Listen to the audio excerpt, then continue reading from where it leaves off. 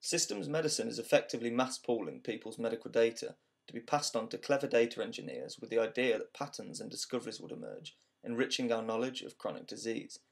Imagine two people have rheumatoid arthritis. Well, the theory is that the pathway to developing such a disease is very specific and unique to the individual.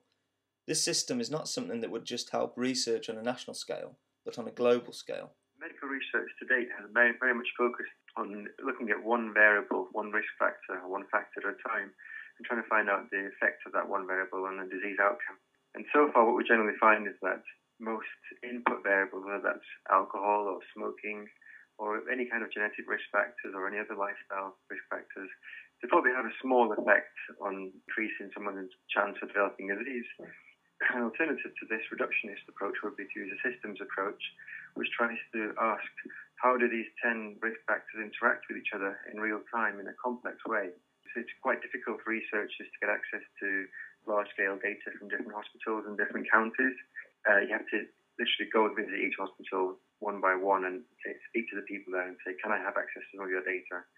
It certainly seems like a logical approach to research. The more data that can be analysed, surely must bring a clearer picture of the causes of disease. The medical profession is surprisingly conservative in the way it operates and thinks, and the hierarchies of layers of power are very strict, almost like in a kind of military fashion. So you defer to authority, you defer to greater knowers who are often much older than junior doctors coming up. But then you hit the kind of generational gap of technology, and there's not that many consultants out there who have a Facebook account, who know what social media is, who know why Wikipedia is a better source of knowledge than any other encyclopedia on earth. So there's a completely different approach to what the internet can do and has done to improving knowledge. It's understandable that doctors who didn't grow up with all this advanced digital technology probably don't quite understand the power of it. In a nutshell, what we need to be working towards is thinking more about the kind of systems theory and applying systems theory to medical research, because right now medical research is very much ignorant of systems theory. Secondly, bringing together the physical data sets to certain computers that have massive amounts of data on parallel numbers of variables. We're talking about millions of patients all brought together into one computer, into one spreadsheet. And thirdly, fostering a community of different researchers, different perspectives, multidisciplinary scientists brought together alongside with IT specialists that can analyse it with fresh perspectives and then come up with new knowledge and new ideas.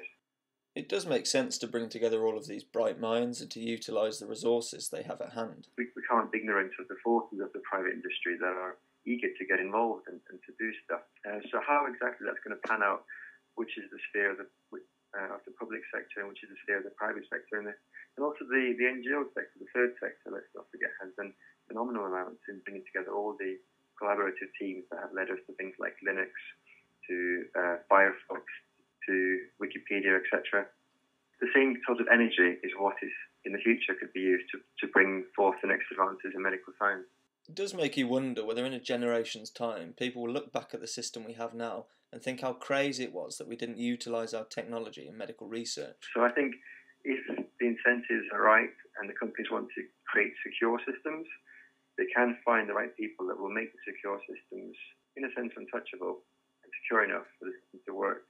As it has worked in the banking sector, why could it not work with the medical data sector? But I think over time, step by step, year by year, we'll see the transition through.